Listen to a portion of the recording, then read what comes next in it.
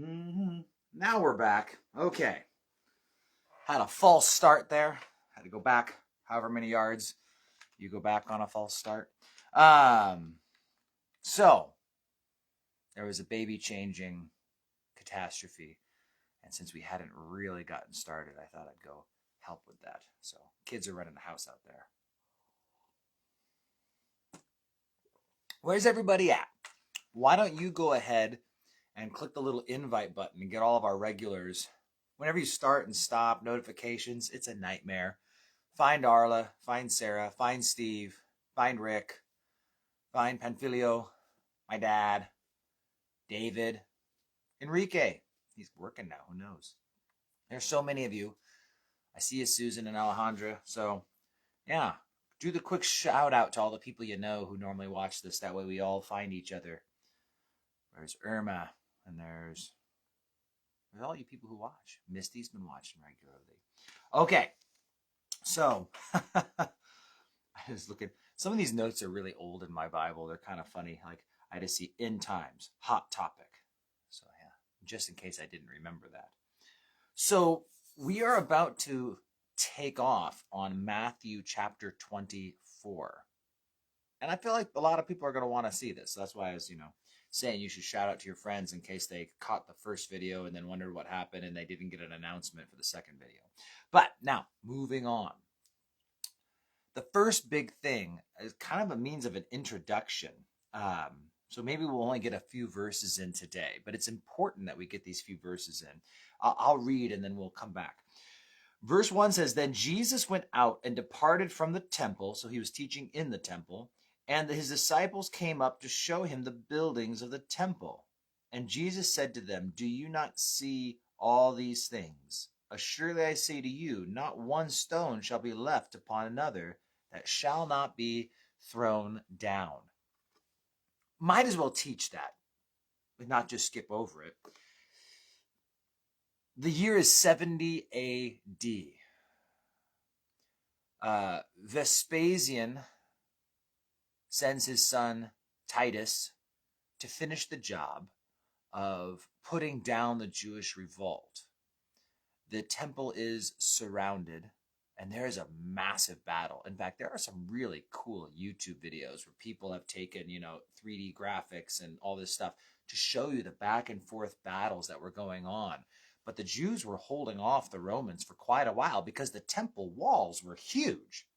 And so they were sapping, digging under the walls and trying to bring them down from underneath. And they were going back and forth and all this stuff.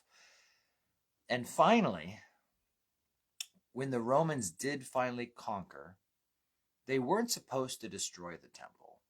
It was a monument. It was a thing to conquer and just take pride that the Romans got it. It was one of the wonders of the world, right? And so they didn't want to destroy it. But there's different stories exactly on how it happened, whether it was just drunken soldiers or just angry soldiers, because the Jews put up such a fight. I mean, the Romans were really angry that they began to throw torches into the temple, and the inside was overlaid with gold. There was gold, but there was cedar. So this thing got cooking. And the whole roof of the temple was gold. There was a lot of gold in this temple. And the heat melted the gold down into the temple. And what ended up happening is like gold was literally in between, the cracks and crevices and everything. And so finally, once it was all burnt, they just said, fine, just destroy it. And so literally, not one stone would stand upon another. And you can go today to the Tyropian Valley, the Cheesemakers Valley. We looked at this last Sunday night just briefly when I showed some pictures of the kind of the evolution of the growth of the city of Jerusalem. And the Temple Mount in the city of David is on one hill. And then Mount Zion, the old Mount Zion, because there's like a new Mount Zion, it was on another hill with the Tyropian Valley down the middle. And so that valley got filled in for the most part when they expanded the city to cover both hilltops. So that valley is mostly filled in, but it's still a bit of a dip. And all those stones, you can go today and you can see the stones down in the valley. I think one of my to-do list items today is to give our updated list of people going to Israel to our tour guys But that said, I believe there's still room. So if anyone wants to go to Israel next February, you let me know. It's about $3,500, and you need to get down to San Francisco.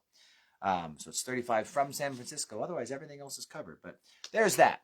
So you can go and still see the piles of rocks. I got this great picture of Dallas I took, and he's had his profile picture a couple of times of him teaching there at the pile of rocks down below the Temple Mount. Pile of stones. They're not just rocks. They're actually temple stones. So all that said, not one stone shall stand upon another. Jesus called it, and it happened. Now, here's where things shift gears, and this is just really a means of introduction today that's going to help us move into this chapter that's all about the end times, and a lot of important end time theology is taken from this chapter. So if you want to know about the end times, this is a chapter that you're going to want to understand. But the thing that can really throw a wrench in the gears is confusing two different accounts. Notice in Matthew 24, verse 3, now he sat on the Mount of Olives, and the disciples came to him privately, keywords, saying, tell us when these things will be, and what will be the sign of your coming and the end of the age. Now, this is called the Olivet Discourse because he's on the mountain called Olivet. That's another name for it. We just say olives now, but the mount, which is Olivet, maybe King James English, right? But so the Olivet Discourse, talk. The talk on the Mount of Olives. That's what this sermon is called. Now, if you want your cross references, you got your Bible open right now, like you should. Then you might want to jot down Mark chapter 13. Mark chapter 13 is also the Olivet Discourse. And verse 1, look at these stones. Verse 2, not one shall stand amongst another. Verse 3 of Mark 13, now he sat on the Mount of Olives opposite the temple. Peter, James, John, and Andrew asked him privately. So now we know this private conversation is the inner four. There's really the inner three, Peter, James, and John. And we find Andrew, Peter's brother. He's there every now and then. But this was the inner circle. Peter, James, and John, they're the ones he brought to Gethsemane. They're the ones he brought inside to see the healing of Jairus' daughter. They're the ones who were on the Mount of Transfiguration. So they were the inner circle. He had his 12. Jesus had a 70. But he also had an inner 3. Now, this is where things get a little bit more confusing, or it can be confusing, unless you pay a close attention to the details. Luke 21 tells us the story of the widow and the 2 mites. And then, in verse 5 of Luke 21, we see, look at the temple. Verse 6, not one stone shall stand upon another. Verse 7, so they asked him, saying, Teacher, when will these things be? Now you'll notice, Matthew said, now as he sat on the Mount of Olives. Mark says, as he went out to the Mount of Olives. Luke says they start asking him. And so he starts responding to these questions. And you'll note that in the very end of Luke 21, verse 37, the second to last verse of the chapter, and in the daytime, which I understand as, and I'm not a Greek scholar, and I could probably research this a little more deeply. Maybe I will before tomorrow. But being daytime, right now being daytime, he was teaching in the temple. But at night, he went out and stayed on the mount called Olivet. And then early in the morning, all the people came to him in the temple to hear him. I believe that Luke 21 is not the Olivet Discourse. Matthew 24 and Mark 13 are. Luke 21 is the temple discourse that preceded the Olivet Discourse. Does this make a difference? Yes, it does. You see, you might not believe me, especially if you guys have been with me for a while, but do you know that pastors sometimes say the same stories? Have you ever heard the same teaching on the same chapter, like your pastor always making reference to Romans 8:28 or Philippians 4:6 and 7? A lot of times we repeat ourselves. A lot of times you guys need us to repeat ourselves. Let's be honest. I mean, you don't memorize everything I teach every time I teach it. But the idea is that Jesus has his greatest sermon, in my opinion, the Sermon on the Mount, found in Matthew 5, 6, and 7. And just to make sure I don't quote it wrong, because I don't actually have Luke 11. Luke 11? Yeah. In Luke 11, we see, actually, you know what? Wait, where's the sending out of the 12? The sending of the 70. The sending out of the 12 is Luke 9. The sending out of the 12. The resurrection, up on the follow me, transfer. Okay, no, Luke 11. Sorry, I'm getting a little displaced. There's the Sermon on the Mount, which I know where it's at, and there's the Sermon on the Plain, which is a different sermon. But they both talk about not worrying and how can you add 1 cubit to your set. And they talk about a lot of the same stuff, but they're different.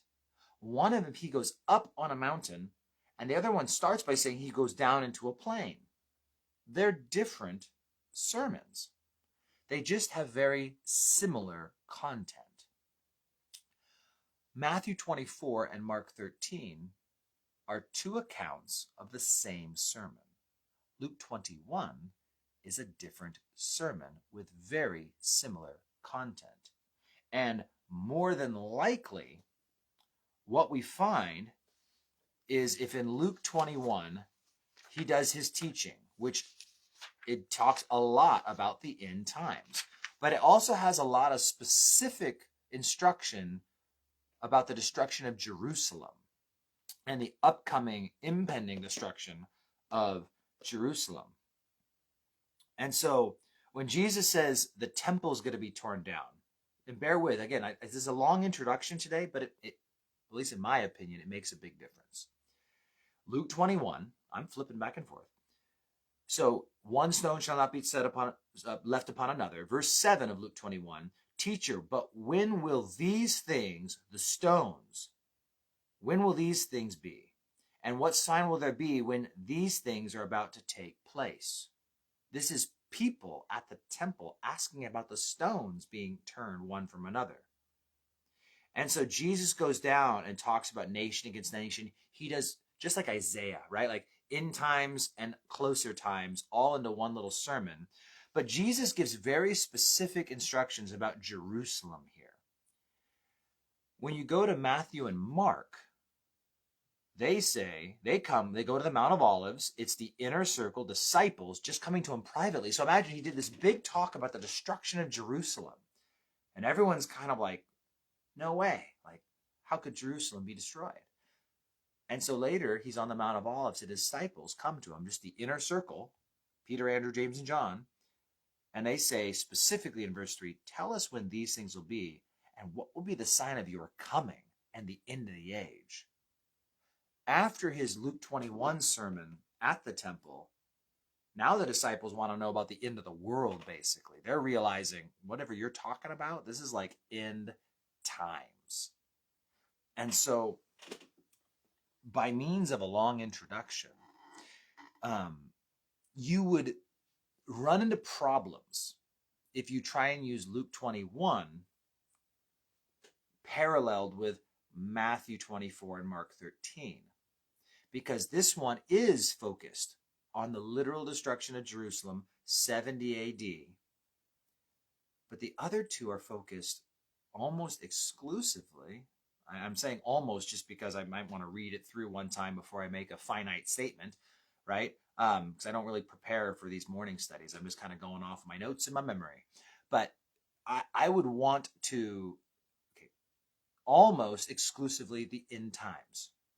Luke focuses a lot on 70 AD, Matthew and Mark, end times.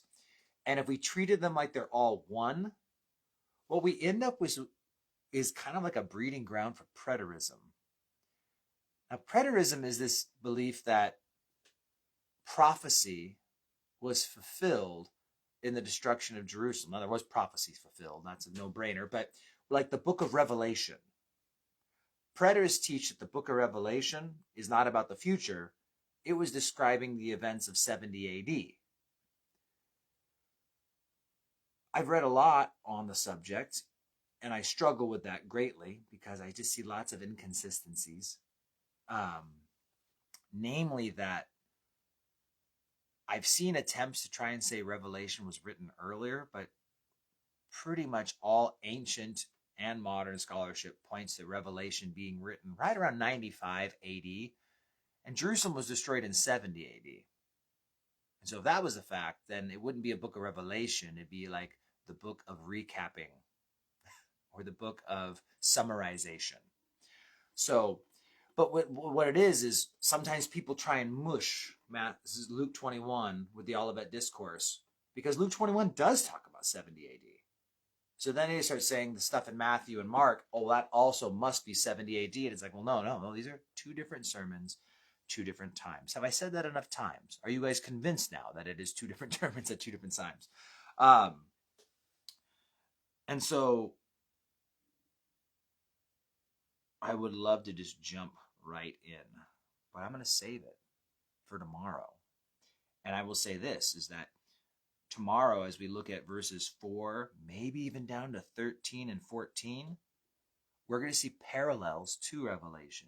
We're going to see parallels to the first seal, the second seal, the third seal, the fourth seal, the sixth seal, then the fifth seal. They're not necessarily chronological order. And even a reference like to the 144,000 of Revelation. It's all there in those verses. So, something that we should be interested in, because it may be coming soon to a theater and a city and the entire earth near you. So, tomorrow, we tackle on the meat of the Olivet Discourse.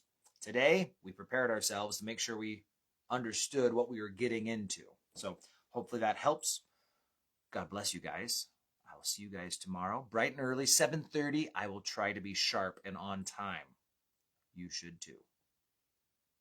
I will see you then.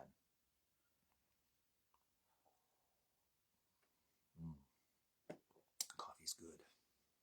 See you guys.